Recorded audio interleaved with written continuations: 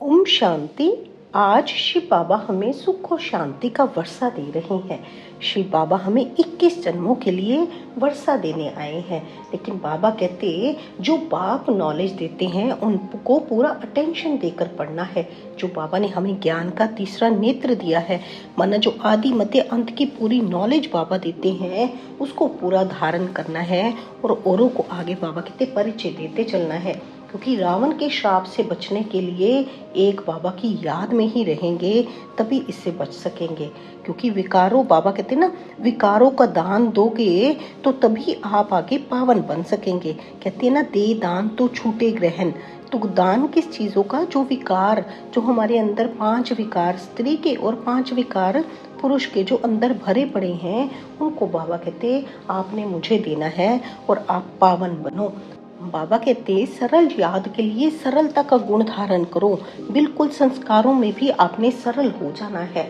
आज की मुरली में बाबा ने हमें ये पूरे पॉइंट्स क्लियर किए हैं, कैसे हमें सुख और शांति का वर्षा मिल सकता है।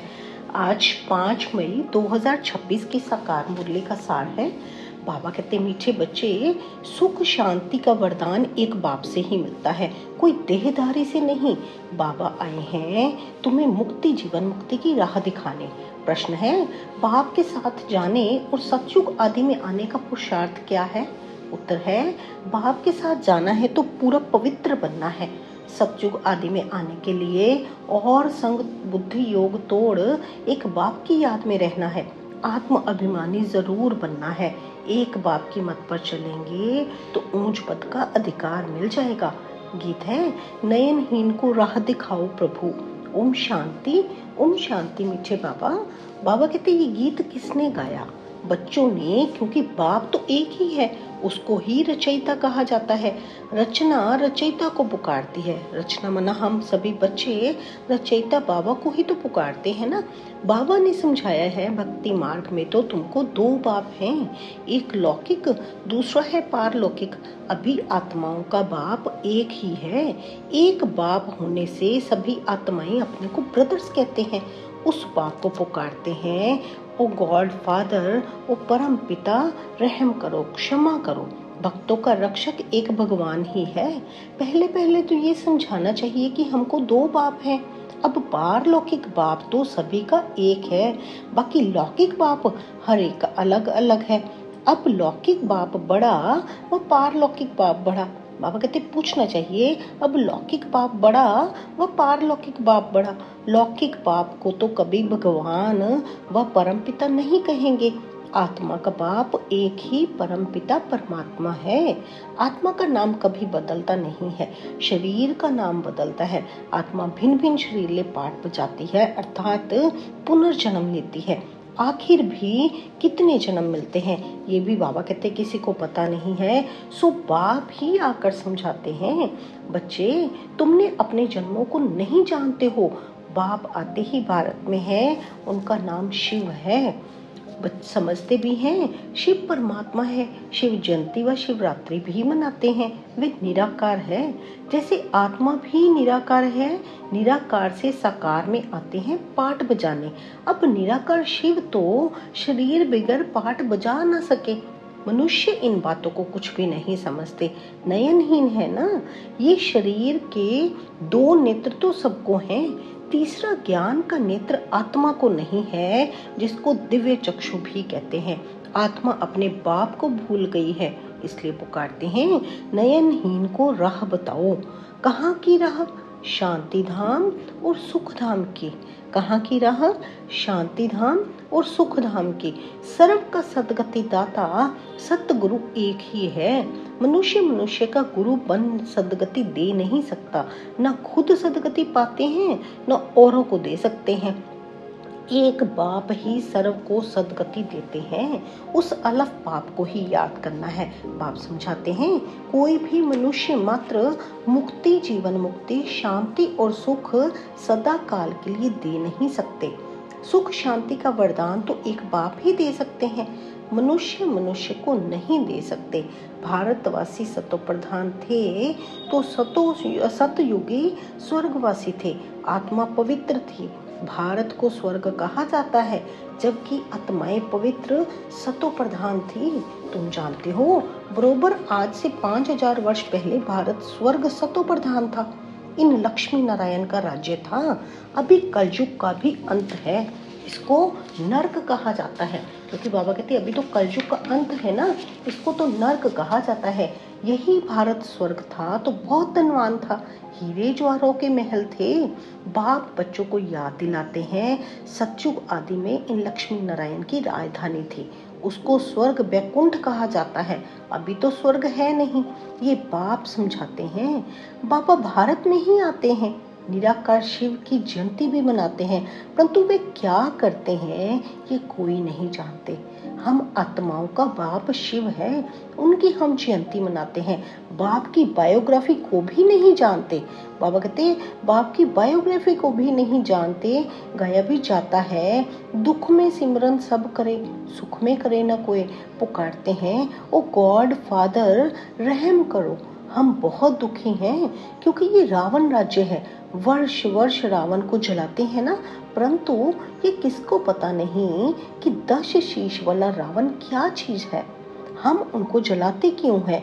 ये कौन सा दुश्मन है जो उनकी एफिजी बनाए जलाते हैं? भारतवासी बिल्कुल नहीं जानते, क्योंकि ज्ञान का तीसरा नेत्र नहीं है ना, तब तो राम राज्य मांगते हैं।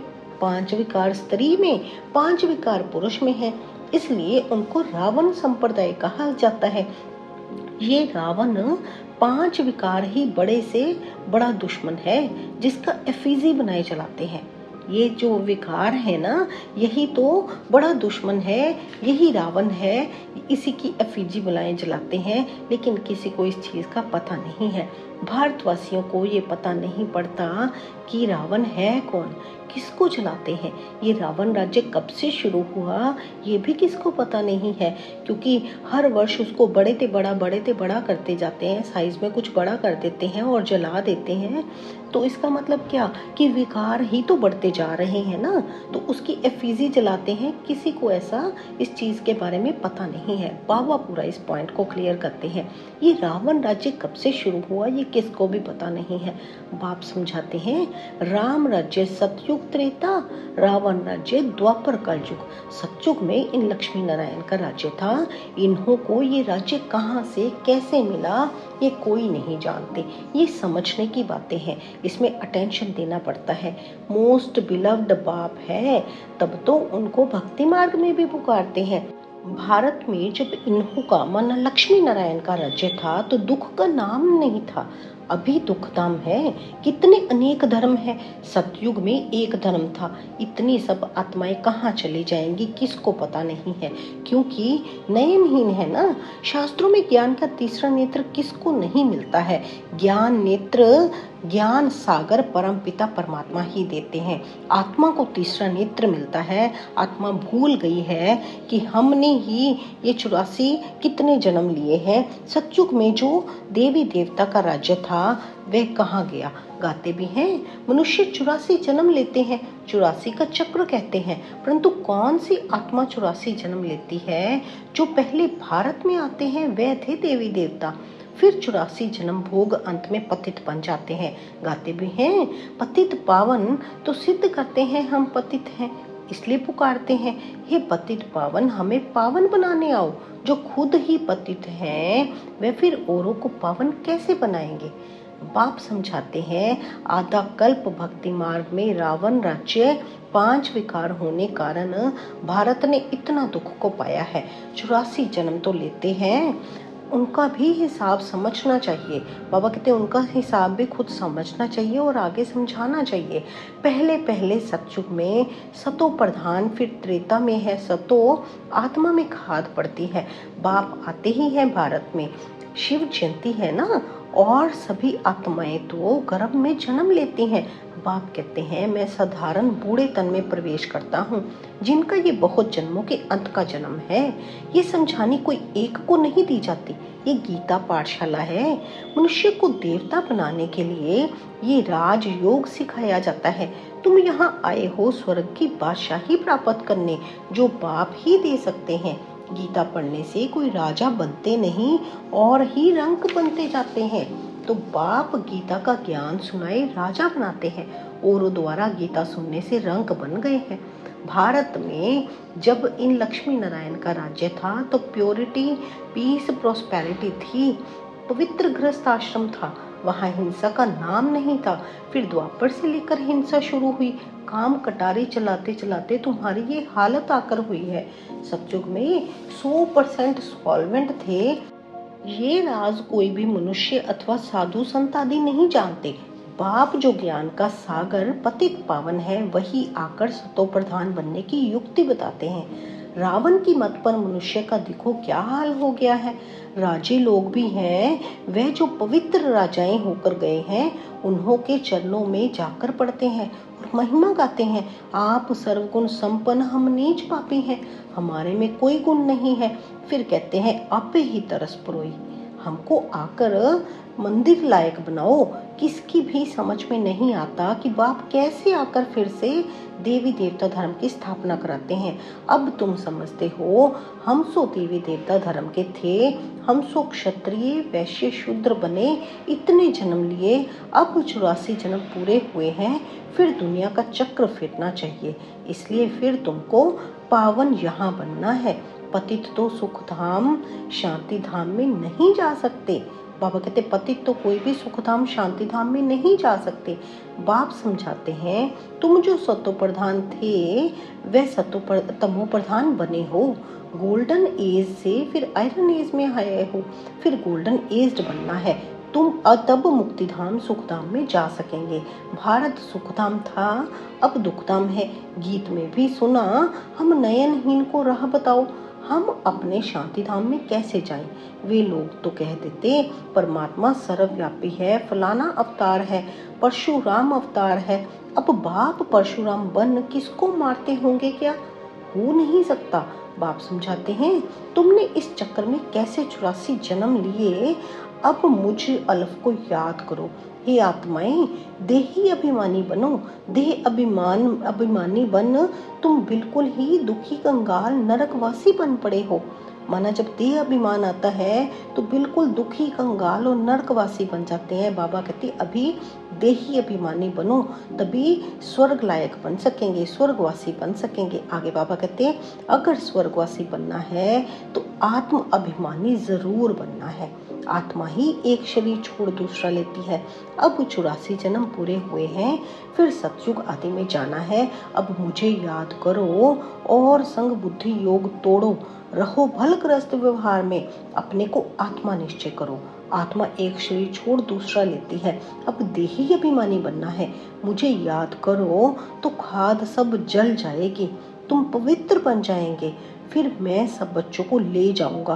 अगर मेरी मत पर नहीं चलेंगे तो इतना ऊंच पद नहीं पाएंगे। इन लक्ष्मी नारायण का ऊंच पद है। जब इन्हों का राज्य था तो और कोई धर्म नहीं था। द्वापर से फिर और धर्म आते हैं। सतयुग में मनुष्य भी थोड़े होते हैं। अब तो बहुत धर्म होने के कारण कितने दुखी हो गए हैं, क्योंकि पता ही नहीं पड़ता ना किधर जाएं।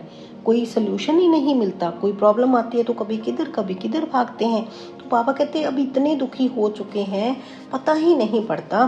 फिर देवता धर्म वाले अब फिर पतित होने से अपने को देवता कहते नहीं हैं, हिंदू नाम रख दिया है।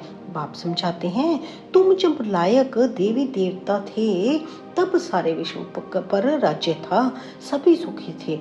अब दुखी बन पड़े हैं। भारत हेवन था, वो अब हेल बन गया है। फिर हेल को हेवन बाप बिगैर कोई बना ना सके। अभी जो हेल बना हुआ है भारत, इसको अब हेवन बाप बिना कोई बना ना सके। देवताओं को संपूर्ण निर्विकारी कहा जाता है। यहाँ के मनुष्य तो संपूर्ण विकारी हैं। इनको कहा जाता है पतित। भारत शिवालय था, शिव बाबा की स्थापना हुई थी। बाप स्वर्ग बनाते हैं, फिर रावण आकर नरक बनाते हैं। रावण श्राप देते हैं, बाप 21 जन्म के लिए वर्षा देते हैं। रावण तो श्राप देते हैं, लेकिन बाबा तो हमें 21 जन्मों के लिए वर्षा देते हैं। बाबा कहते अब तुम हर एक बाप को ही याद करो, कोई भी देहधारी को नहीं। देहधारी को भगवान नहीं कहा जाता, भगवान तो एक ही है। बाप तो बेहद का वर्षा देते हैं, फिर रावण श्रापित बना देते हैं। इस समय भारत श्रापित है, बहुत दुखी है। अब इस रावण पर जीत पानी है। गाया भी जाता है, दे दान तो छूटे ग्रहण। वो ग्रहण जो लगता है वह तो पृथ्वी पर छाया है। अब बाप कहते हैं तुम्हारे ऊपर 5 विकारों रूपी रावण का ग्रहण है। ये 5 विकार दान में दे देने हैं। पहले तो दान दो, तो फिर हम कभी विकार में नहीं जाएंगे। ये बाबा कहते प्रतिज्ञा करनी है। पहला तो दान दो और कि हम कभी विकार में नहीं जाएंगे, ये प्रतिज्ञा करेंगे। ये काम कटारी ही मनुष्य को पतित बनाती है। अच्छा, मीठे मीठे सिकी लधे बच्चों प्रति माता पिता बाप दादा का याद प्यार और गुड मॉर्निंग। रूहानी बाप की रूहानी बच्चों को नमस्ते। हम सब रूहानी बच्चों की रूहानी माता पिता बाप दादा को गुड मॉर्निंग, नमस्ते, ओम शांति। शुक्रिया मेरे बाबा, शुक्रिया। धारणा के लिए मुख्य सार है, बाप जो नॉलेज देते हैं उसे पूरा अटेंशन देकर पढ़ना है। ज्ञान के तीसरे नेत्र से अपने 84 जन्मों को जान अब अंतिम जन्म में पावन बनना है। रावण के श्राप से बचने के लिए एक बाप की याद में रहना है। 5 विकारों का दान दे देना है। एक बाप की मत पर चलना है। वरदान है आज के मुरली में हम बच्चों के प्रति, ताज और तिलक को धारण कर बाप दादा के मददगार बनने वाले दिल तख्त नशीन भव। जब कोई तख्त पर बैठते हैं तो तिलक और ताज उनकी निशानी होती है। ऐसे जो दिल तख्त नशीन है उनके मस्तक पर सदैव अविनाशी आत्मा की स्थिति का तिलक दूर से ही चमकता हुआ नजर आता है। सर्व आत्माओं के कल्याण की शुभ भावना उनके नयनों से व मुखड़े से दिखाई देती है। उनका हर संकल्प, वचन और कर्म बाप के समान होता है। स्लोगन है, सरल याद के लिए सरलता का गुण धारण करो, संस्कार को सरल बनाओ। अव्यक्त इशारे हैं, सदा अचल अडोल एक रस स्थिति का अनुभव करो। जिनको ड्रामा के ज्ञान की शक्ति प्रैक्टिकल जीवन में धारण है वे कभी भी हलचल में नहीं आ सकते। सदा एक रस अचल अडोल बनने और बनाने की विशेष शक्ति ये ड्रामा की पॉइंट है। इसे शक्ति के रूप में धारण करने वाले कभी हार नहीं खा सकते। इस कल्याणकारी ड्रामा की हर सीन में कोई ना कोई कल्याण समाया हुआ है। धैर्यवत बन साक्षी हो देखने का अभ्यास करो तो अचल अडोल रहेंगे। बाबा कहते धैर्यवत बन साक्षी हो देखने का अभ्यास करो तो अचल अडोल रहेंगे। क्योंकि बाबा कहते ये जो ड्रामा है इस सब में भी तो कल्याण समाया हुआ है ना। बाबा कहते हैं ना, बाप को, अपने को और इस ड्रामा को याद रखो और साक्षी होकर चलना है।